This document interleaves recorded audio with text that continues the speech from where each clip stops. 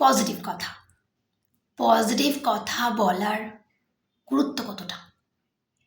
যখন তুমি জানো যে কিছু ভালো কথা বললে জীবনে ভালো ভালো পরিবর্তন তুমি দেখতে পাবে, তাহলে কেন জেনে বুঝে নেগেটিভ কথা বলা, জেনে বুঝে নিজেকে হার্ট করা বা জেনে বুঝে অন্যকে হার্ট করা? যখন সবটা জানো যে কি বললে কি হতে পারে, যখন সবটা তোমার বোধের মধ্যে চলে এসেছে, হ্যাঁ ইয়েস, যে ভালো কথা বললে ভালো হয় এবং খারাপ কথা বললেও খারাপ হয়, তাই যখন সবটা জানোই, তাহলে আবার কেন নেগেটিভ কথা বলো?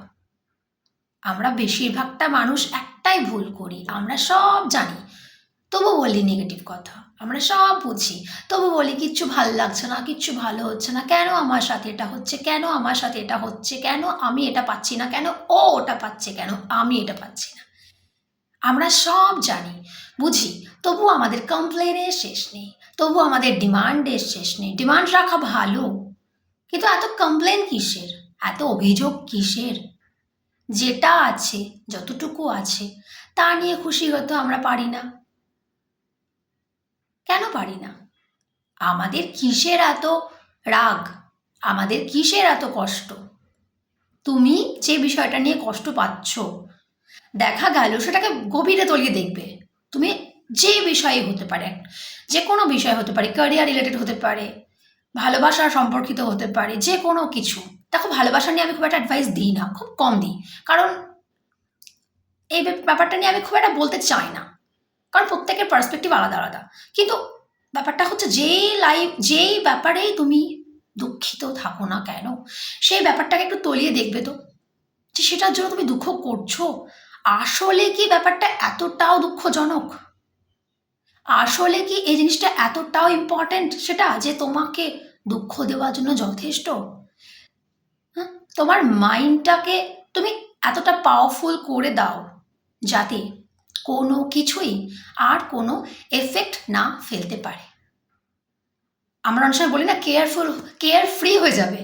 ইয়েস, কেয়ার ফ্রি হয়ে বাঁচতে হবে।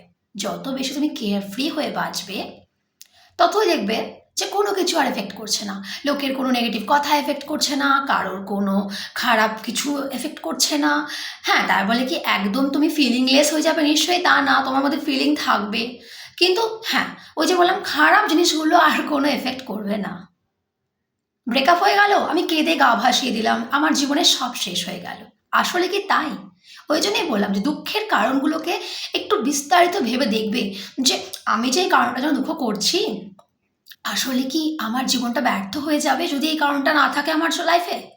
আমি চাকরি পাচ্ছি না, আমার লাইফটা ব্যর্থ হয়ে গেল, আসলে কি তাই? জীবনে ভালো থাকার জন্য অনেক কারণ রয়েছে, তুমি সেই তার মধ্যে সবথেকে শ্রেষ্ঠ কারণটা, ইয়েস, তুমি। তোমার ভালো তোমার থেকে কেউ চায় না, তাই নিজেকে ভালো রাখা সবচেয়ে সবচেয়ে ইম্পর্ট্যান্ট।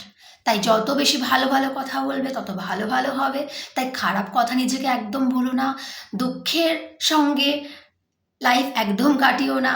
যতই খারাপ হোক না কেন লাইফে, পজিটিভ অ্যাটিটিউড রাখো এবং নিজের মনের মধ্যে একটা আস্থা রাখো, একটা বিশ্বাস রাখো যে ইয়েস, কিছু তো ভালো হচ্ছে।